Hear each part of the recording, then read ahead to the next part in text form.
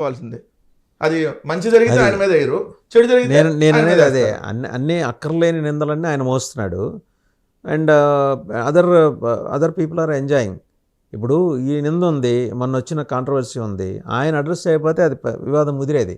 ఆయన కూర్చోబెట్టి ఆపి దాని ఏదో సర్ది చెప్పి మొత్తానికి శాంతపరిచి రెండు వైపులా ఇలాంటివి చాలా మోస్తున్నాడు ఆయన. అదే సార్ చెప్తున్నా. ఇప్పుడు నిజంగా చెప్పాలంటే సజ్జల రామకృష్ణారెడ్డి గారు పడే కష్టం చాలా పెద్ద కష్టం. దాదాపు 66 ఇయర్స్ ఎంత ఉన్నాయండి, 65 దాటి ఉన్నాయి. సో ఈ వయసులో పొద్దున్నీ సాయం దాకా ఆఫీస్లో కూర్చొని 175 నియోజకవర్గాల్లో ఏ చిన్న సమస్యలు ఉన్నాయి. ఎందుకంటే రాజకీయ పార్టీ అన్నాక ఖచ్చితంగా గ్రూపులు, గొడవలు, ఒక నాయకుడికి పడకపోవటము, లేదు ఒకరి మీద ఒకరు కంప్లైంట్లు, మళ్ళీ అక్కడక్కడ చేయటం. ఎందుకంటే ఇంత పెద్ద పార్టీ ఉన్నప్పుడు ఖచ్చితంగా ఉంటాయి. సరే సార్, మీరు పవర్లో ఉన్నప్పుడు ఉన్న కోటరీ రేపు ఇప్పుడు అది కంటిన్యూ అవుతుందా సార్? కోటరీ ఏం లేదు సార్. కాకపోతే ఇక్కడ ఎక్కడ ప్రాబ్లం వచ్చిందంటే, ఒక పార్టీ ప్రభుత్వం రెండు ప్యారలాల్గా నడిపేటటువంటి అంశంలో మాకు 2 ఏళ్ళు కోవిడ్ అనేటటువంటిది వచ్చి కార్యకర్తలను దూరం చేసింది. ఎందుకు ఆ 2 ఏళ్ళు కలవాలని జగన్మోహన్ రెడ్డి గారు ఆల్రెడీ దానికి తాడేపల్లిలో ఎప్పుడైతే సీఎంఓ అనుకున్నామో, ఇప్పుడు ప్రజెంట్ మా పార్టీ ఆఫీస్ నడుస్తుంది, అంతకుముందు సీఎంఓ అది, జగన్మోహన్ రెడ్డి గారి ఇల్లు అది పక్కనే ఉంటాయి. అక్కడ ఆల్రెడీ అంతకుముందు రాజశేఖర్ గారు ఎలా కలిసేవాళ్ళు ప్రజా దర్బార్ లాగా, అలా బారికేడ్ పెట్టి ఇలా లైన్గా వచ్చి జగన్మోహన్ రెడ్డి గారిని కలిసి ఇట్లా పెట్టి సెటప్ ఆల్రెడీ రెడీ చేసి పెట్టారు. కానీ మేము అధికారంలోకి వచ్చిన ఒక 5-6 నెలల తర్వాత స్టార్ట్ చేద్దాం అనుకున్నాం. ఎందుకు ఈలోపు సెటరైట్ చేసుకొని మంత్రులు, ఎమ్మెల్యేలు కొంత అసలు ఈ గవర్నమెంట్లో ఏం నడుస్తుంది, అంతమంది గవర్నమెంట్ కేవలం 100 కోట్లు డబ్బులు ఇచ్చేది, తెల్లారితే శాలరీలు ఇవ్వాలి, ఈ పథకాలు ఇవన్నీ చూసినప్పుడు సెటరైట్ చేసుకుందాం అనేటప్పుడు టైం పట్టింది. ఎమ్మడిని అధికారంలోకి వచ్చిన 8-9 నెలల్లో కోవిడ్, జనవరి నుంచి కోవిడ్ ఇండికేషన్స్ కదా 2020 నుంచి 2 ఏళ్ళు దానివల్ల పోయింది. దాని తర్వాత మా ప్రభుత్వం మీద విపరీతమైన బురద జల్లటం, 3 పార్టీలు మూకుమ్మడిగా దాడి చేయటం, అనేక అంశాలు, వీటి వల్ల కొంత కార్యకర్తలకి జగన్మోహన్ రెడ్డి గారు కొంత గ్యాప్ వచ్చింది. ఎప్పుడు అరెస్ట్ చేస్తున్నారు జగన్మోహన్ రెడ్డి గారిని? వాళ్ళ ఇష్టం అండి, ఎప్పుడేం చేస్తారు వాళ్ళ ఇష్టం, వాళ్ళు చేయాలని ఫిక్స్ అయ్యారు కాబట్టి. పార్టీ ఒకవేళ జగన్మోహన్ రెడ్డి గారిని అరెస్ట్ చేస్తే పార్టీ బాధ్యతలు ఎవరు తీసుకోబోతున్నారు? జగన్మోహన్ రెడ్డి గారు చూస్తారు. ఏమైంది అరెస్ట్ చేస్తే? చంద్రబాబు నాయుడు గారిని అరెస్ట్ చేశారు, 53 రోజులు జైల్లో ఉండు, నాకు రోగాల మీద బెయిల్ మీద బయటకు వచ్చాడు. సో జగన్మోహన్ రెడ్డి గారిని అంతకుముందు 16 నెలలు జైల్లో పెట్టారు. ఏమన్నా షర్మిల గారు చూసుకున్నారు కదా మ్యాక్సిమం. షర్మిల గారు పాదయాత్ర చేశారు అంతే, బాధ్యతలు జగన్మోహన్ రెడ్డి గారే చూసుకున్నారు జైల్లో ఉన్నా కూడా. ఎందుకంటే జైల్లో ఉన్నా మొత్తం ఎట్లా నడుస్తుంది పార్టీ ఏంటి, ఎందుకంటే జగన్మోహన్ రెడ్డి గారిని కలవటానికి జైలు నుంచి ఆపరేట్ చేస్తారు పార్టీ. 100% సార్, మాకు స్ట్రక్చర్ ఉంది ఆల్రెడీ. మేము కొత్తగా వాళ్ళు బుధం మీద చేయొత్తనే వీళ్ళు బుధం మీద చేయొత్తనే ఎమ్మెల్యేలు అయ్యే పరిస్థితి వైఎస్ఆర్ కాంగ్రెస్ పార్టీకి లేదు. లేదా వాడు 10 సీట్లు ముష్టేస్తాడు, ఈడు 10 సీట్లు ముష్టేస్తాడు అనుకునే స్థాయిలో లేవు. ఆల్రెడీ జగన్మోహన్ రెడ్డి గారు 16 నెలలు జైల్లో పెట్టిన జగన్మోహన్ రెడ్డి గారికి 67 సీట్లు ప్రతిపక్ష నాయకుడు హోదా వచ్చింది. ఆ రోజు సింగిల్గా పోటీ చేసి 45% ఓటింగ్. లిక్కర్ కేసు నుంచి మీరు బయటపడతారని అనుకుంటున్నారా? అసలు కేసే కాదంట అది. అది కేసే కాదు. ఎందుకు కాదండి? 98,000 కోట్ల రూపాయలు నొక్కేస్తే కేసు కాకుండా ఎట్టుంటుంది సార్? 9 రూపాయలు నొక్కేసామని చూపించమనండి. 98,000 కోట్ల దాకా వెళ్ళారు కదా, 9 కోట్లు నొక్కేశారని చూపించారు. సాక్షాత్తు బీజేపీ రాష్ట్ర అధ్యక్షురాలు ఆవిడ ఎవిడెన్స్తో సహా ఢిల్లీకి ఇచ్చి మరీ అక్కడి నుంచి కేసు పెట్టించే ప్రయత్నాలు చేసి, కేసు అంటే జగన్మోహన్ రెడ్డి గారు మెడకు చుట్టుకునేలాగా ఆవిడ ప్రయత్నాలు చేస్తున్నారు ఒక తవతల పక్క. ఇది నేను ఒకటి చెప్తా, చంద్రబాబు నాయుడు గారి మీద జగన్మోహన్ రెడ్డి గారు మద్యం కేసు పెట్టారు కాబట్టి, అలానే స్కిల్ డెవలప్మెంట్ కేసు కూడా పెట్టారు కాబట్టి, ఈ స్కిల్ డెవలప్మెంట్లో ఆల్రెడీ చంద్రబాబు నాయుడు గారు అరెస్ట్ అయ్యారు కాబట్టి 53 రోజులు ఇంత జైల్లో ఉన్నాడు కాబట్టి జగన్మోహన్ రెడ్డి గారిని ఒక రోజన్నా ఎక్స్ట్రా పెట్టాలనేది వాళ్ళ టార్గెట్. అందుకనే లిక్కర్లో స్కామ్ జరగకపోయినా జరిగిందని చెప్పారు. ఎట్టా జరిగిందో చెప్పమంటున్నాం. ఇదిగో మేమేమన్నా బ్రాండ్లు తీసుకొని వచ్చామా, మేమన్నా డిస్టరీలు తెచ్చామా, మా ఉన్నప్పుడు ఏమైనా ఆదాయం తగ్గిందా? ఎట్ట జరిగింది? 98,000 కోట్లని ఒకళ్ళు 4,000 కోట్లు, ఒకళ్ళు 10,000 కోట్లు, ఎవరు నోటికి చూడనట్టు వాళ్ళు మాట్లాడితే ఎట్లా? అసలు ఆ లిక్కర్ కేసు ఎవడు పెట్టాడు తెలుసా? వై వెంకటేశ్వర శ్రీనివాస్ అంటే ఎవరో విజయవాడ, అతను రిజిస్టర్ పోస్ట్ వేసాడు మన సెప్టెంబర్ నెలలో. రిజిస్టర్ పోస్ట్ ఎవరికి వేసాడు? మన ఈవీఎం ముఖేష్ కుమార్ మేనాకి, ఆయన principal and excise and revenue సెక్రటరీగా ఉన్నాడు. ఆయనకి రిజిస్టర్ పోస్ట్ వేసాడు. ఆయన రిజిస్టర్ పోస్ట్ రాతో వెంకటేశ్వర శ్రీనివాస్ దగ్గర నుంచి వచ్చేసింది కదా, ఇమీడియట్గా బెవరేజ్ కార్పొరేషన్ వాళ్ళకి ఎంక్వైరీకి పంపాడు. వాళ్ళు 9 రోజుల్లో రిపోర్ట్ ఇచ్చేశారు, అంతర్గత విచారణ. ఈ నెల ఏమన్నా సిఐడి కంప్లైంట్ చేశాడు, ఎఫ్ఐఆర్ కట్టారు. దాంట్లో గుర్తు తెలియని వ్యక్తులను రాశారు ఎఫ్ఐఆర్లో. దీన్ని చూస్తే ఎవడన్నా కేసు అంటాడా, ఎవడన్నా వాంటెడ్గా పెట్టాడు అనేది క్లియర్గా అర్థం కావట్లేదు. సో జగన్మోహన్ రెడ్డి గారిని అరెస్ట్ చేయాలనేటువంటిది వాళ్ళ టార్గెట్. ఎందుకు అరెస్ట్ చేస్తే మిగిలిన వాళ్ళందరూ భయపడిపోయి స్లో అవుతారు అనేది వాళ్ళ ఆలోచన. కానీ జగన్మోహన్ రెడ్డి గారిని అరెస్ట్ అయితే ఇంకా కార్యకర్తలు ఉత్సాహంగా తెలుగుదేశం వాళ్ళ మీద తిరగబడతారనే విషయం వాళ్ళకి అర్థం కావట్లేదు. అంటే అల్లరి సృష్టిస్తారా? అవసరం లేదండి, న్యాయపరంగానే పోతాం. వాళ్ళ మీద వాళ్ళు చేస్తున్న తప్పుడు ఆరోపణలు, వాళ్ళు తప్పుడు కేసులు పెట్టారనేది ప్రజల్లోకి తీసుకెళ్తాం శాంతియుతంగానే. అంత తప్ప అల్లర్లు సృష్టించాల్సిన అవసరం మాకే ఉంది. జగన్ 2 ఫైనల్గా చెప్పండి, జగన్ 2.0లో జనానికి ఎంత దగ్గరికి రాబోతున్నాడు ఆయన? పాదయాత్రలో చూశారు కదా జగన్ని, అలాంటి జగన్మోహన్ రెడ్డి గారిని చూసే అవకాశం మళ్ళీ ఉంటుందా? అంతకు మించి ఉంటుంది సార్, అంతకు మించి ఉంటుంది. ఎందుకంటున్నా అంటే జగన్మోహన్ రెడ్డి గారు ఒక విషయంలో బాగా ఫీల్ అవుతున్నారు.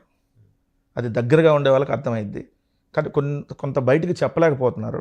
ఎస్, కార్యకర్తలకి కొంత ఇబ్బందులు పడ్డారు, మనం ప్రభుత్వంలో ఉన్నప్పుడు కూడా ఇబ్బందులు పడ్డారు. ఆ ఇబ్బందులు వల్ల ఇంకా ఈరోజు ఇంకా ఇబ్బందులకు గురవుతున్నారు. సో వాళ్ళకి మనం ఏదో ఒకటి చేయాలి అనేటటువంటిది జగన్మోహన్ రెడ్డి గారికి ఈరోజు ప్రతిరోజు ఆయన మెదడులో ఏమన్నా ఆలోచన వస్తుంది అంటే కార్యకర్తలకు మనం ఏం చేయగలుగుతాం, ఇంకా కార్యకర్తలు నష్టపోకూడదు. అందుకని మీరు చూడండి, మా దగ్గర 790 మంది మీద కేసులు పెట్టారు ఇప్పటివరకు. ప్రతి ఒక్కరికి లీగల్ టీం అంతగా ఉంది. 790 రిమాండ్కి వెళ్ళిన వాళ్ళకి ఆర్థికంగా సాయాలు అందించారు. ఎందుకంటే రిమాండ్కి వెళ్తే కొన్ని రోజులు వాళ్ళ వ్యాపారాలన్నీ దెబ్బతింటాయి. సో ఇంకా చెప్పలేని కొన్ని కార్యకర్తలకు ఆల్రెడీ, ఎందుకంటే నష్టపోయారు కొంత తెలుగుదేశం వాళ్ళ దాడుల వల్ల కొంతమంది ఆస్తి నష్టం జరిగింది. ఆ కుటుంబాలకి ఆర్థికంగా సాయం అందించాం. సో మేము ఎక్కడ బయట ఎక్స్పోజ్ చేయాల. కానీ జగన్మోహన్ రెడ్డి గారు మధ్యలో ఈరోజు క్లియర్గా ఎస్, నేను అధికారంలో ఉన్నప్పుడు వాళ్ళకి చేయలేకపోయా, సో చేయలేనిది ఈసారి ఖచ్చితంగా అప్పుడు చేయలేనిది ఇప్పుడు రేపు చేసేది కలిపి చేయాలనేటటువంటి ఆయన క్లియర్గా మధ్యలో ఉంది. కానీ నాయకుడు చెప్పలేడు కదా కొన్ని అంశాలు, కొన్ని బాధపడుతున్న అంశాలు చెప్పలేడు. ఎందుకంటే ఇంకా కార్యకర్తలు బాధపడతారు. జగన్ గారిని అంత ఎమోషనల్గా తీసుకుంటారు కార్యకర్తలు. నేను మీకు చేయలేకపోయాను, నేను రోజు బాధపడుతున్నాను అనేది జగన్మోహన్ రెడ్డి గారు ఎక్స్పోజ్ చేయలేకపోతున్నారు. కానీ ఆయన చూస్తే ఆయన దగ్గరగా మాట్లాడే వాళ్ళకి మాకు అర్థమైపోతుంది, చేయలేకపోయాం మనం, కొంత గ్యాప్ వచ్చింది ప్రభుత్వం వల్ల. అంతకుముందు పార్టీలో ఉన్న కార్యకర్తలకు అపోజిషన్లో ఉన్నప్పుడు ఉన్నదానికి గవర్నమెంట్లో వచ్చిన దానికి కొంత గ్యాప్ వచ్చింది. సో దాన్ని ఫుల్ఫిల్ చేయాలి, వాళ్ళని ఆర్థికంగా కూడా ఆదుకోవాలి. ఇంకా అవసరమైతే నా పర్సనల్గా కొంత వ్యాపారాలు పెట్టించి అన్నిటికి సంబంధించి అంటే లీగల్గానే అన్నీ, ఏది మేము ప్రభుత్వం నుంచి దోచుకునే కార్యక్రమాలు ఇంకోటి కాదు. సో లీగల్గానే వాళ్ళకి చేయాలని, ఎందుకంటే కొంత బిల్లుల అంశంలో కానీ ఇవన్నీ జరిగినాయి కొంత, ఎందుకు బిల్లులు లేట్ అవ్వటం. సో ఇవన్నీ ఆయన మధ్యలో ఉన్నాయి.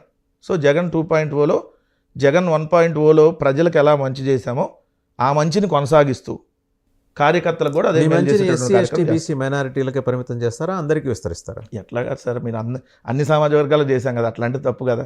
ఇప్పుడు మేము అమ్మఒడి రెడ్లకు రాలేదా, కమ్మోళ్ళకి రాలేదా, కాపులకు రాలేదా, బ్రాహ్మణ్స్కి రాలేదా, వైశ్యాస్కి రాలేదా, ఏది చెప్పండి సార్. రైతు భరోసా, రైతు భరోసా మీరు చేసుకున్న బ్రాహ్మణ రైతుకి వచ్చింది, వైశ్య రైతుకి రైతు భరోసా వచ్చింది, ఏదో కాపు కమ్మ అందరికీ వచ్చింది కదా. జగన్మోహన్ రెడ్డి గారు అందరికీ చేశారు. సో ఒకళ్ళే చేశారని అంటానికి ఎట్లా? సో జగన్మోహన్ రెడ్డి గారు అన్ని వర్గాలకి చేశారు కాబట్టి, సో నిజంగా వాళ్ళు ఇన్ని రకాల కుట్రలు పడిన, ఎందుకంటే ఆ ఎలక్షన్స్ ఎలా జరిగిందో మీకు తెలుసు, ఎన్నికల అధికారులు ఏ విధంగా అధికార పార్టీనే ఇబ్బందికి గురి చేశారో కూడా తెలుసు. ఇన్ని రకాలు జరిగినా మాకు సింగిల్గా 40% ఈ రోజు కూడా ఉందంటే జగన్మోహన్ రెడ్డి గారు అంత మంచి ఈ రోజు ఉందని గ్యారంటీ లేదు కదా, గవర్నమెంట్ పోయింది ఇంకా పెరిగింది అంటున్నాను నేను. రోడ్ బ్యాంక్ సార్ సింపుల్, నేను ఒకటే లాజిక్ అడుగుతా, మా దగ్గర బలం లేకపోతే మా కార్యకర్తల మీద కేసులు పెట్టాల్సిన అవసరం వాళ్ళకి లేదు కదా.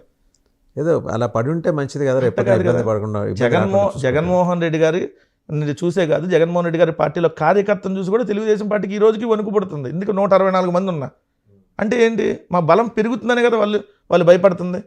మా బలం పెరగకపోతే వదిలేస్తారు కదా మమ్మల్ని. మా బలం నిజంగా తగ్గిపోతే మమ్మల్ని ఎందుకు టార్గెట్ చేస్తారు? వాళ్ళు చాలా జాగ్రత్త పడుతున్నారు. రేపు పొద్దున మీ ఎదుగుదల ఏ స్థాయిలో ఉన్నా కూడా వాళ్ళు అంగీకరించడానికి సిద్ధంగా లేరు కాబట్టి వాళ్ళెవరు సార్ అంగీకరించడానికి? సో వాళ్ళెవరు అంగీకరించడానికి? మేము వాళ్ళతో పొత్తు పెట్టుకుంటామా, లేదంటే వాళ్ళ రాజకీయ పార్టీల మీద మేము డిపెండ్ అయ్యి బతుకుతున్నామా? వాళ్ళెవరు ఒప్పుకోవటానికి? మేము అడ్రస్బుల్ టు పబ్లిక్, మేము ప్రజలకు మేము ఆన్సరబుల్. సో అంత తప్ప దానికి ఇప్పుడు మీరు అన్నారు సార్ మాకు బలం లేదంటున్నారు కదా. కుప్పంలో మా దగ్గర కుప్పం మున్సిపాలిటీలు మేమే గెలిచాం. దాంట్లో ఇప్పుడు చంద్రబాబు నాయుడు గారు వాళ్ళు పాగా వేశారు. ఎట్లా పాగా వేశారు? లాక్కొని పాగా వేశారు. అదే రాజీనామా చేయించి పాగా వేస్తే గెలిచి అది మా అంటే భయపడుతున్నావా లేదనేది అప్పుడు వాళ్ళకి అర్థమయ్యేది కదా. సో వాళ్ళు ఎన్ని రకాలైన ఆరోపణలు చేసుకోండి, ఒక్కటైతే ఫైనల్గా చెప్పదలిచింది, జగన్మోహన్ రెడ్డి గారు కార్యకర్తలకు ఏ రోజు కూడా అన్యాయం చేయడు. సో కొంత గ్యాప్ నాయకుల వల్ల ఇంకోల వల్ల ఏర్పడిన మాట కొంత వాస్తవం, దాన్ని సెటరైట్ చేస్తున్నారు ఆల్రెడీ. సో ఎవరు కూడా ఆధారపడాల్సినటువంటి పని లేదు, వచ్చేది మళ్ళీ జగన్మోహన్ రెడ్డి గారు రాజ్యమే.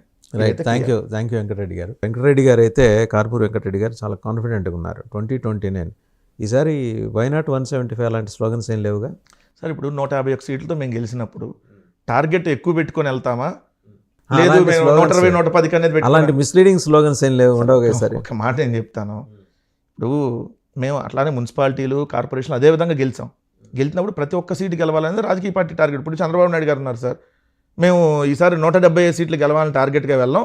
వాళ్ళు ఆల్రెడీ 11 గెలిచారు కదా, ఈసారి ఇంకొక 20-30 వాళ్ళకి ఇచ్చి 130 టార్గెట్కి వెళ్తామని వాళ్ళు రేపు స్టేట్మెంట్ చెప్పరు. కానీ ఇలాగో కూడా చెప్పరు కదా సార్. అనేది మితిమీరిన కాన్ఫిడెన్స్ ఈసారి ఉండదు కదా. ఓడిపోయినాక రకరకాల వస్తుంది, రకరకాలుగా దీనివల్ల ఓడిపోయామని 100 రకాల విశ్లేషణలు చేస్తారు. సో మేము ఓటమి గెలుపు దాని గురించి, మేము గెలిస్తే గర్వంగా ఫీల్ అవటం, ఓడిపోయినాక రోజు దిగులు పట్టడం లేదు. గెలిస్తే ప్రజలకు మంచి చేస్తాం ప్రభుత్వంలో ఉండి, ఓడిపోతే ప్రజల తరపున పోరాటం చేస్తాం. మేము మా రాజకీయ పార్టీ పెట్టినప్పటి నుంచి ఎక్కువ రోజులు మేము ప్రతిపక్షమే. ఓన్లీ 5 సంవత్సరాలు మాకు అధికారం. మా పార్టీయే గవర్నమెంట్లోంచి వచ్చేసి మేము అపోజిషన్గా పోరాడినటువంటి పరిస్థితి. సో మాకేం అపోజిషన్ కొత్త కాదు. సో మళ్ళీ అధికారంలోకి వస్తాం. 14లో ఓడిపోయాం, 19లో గెలిచాం, 24లో ఓడిపోయాం, 29లో గెలుస్తాం.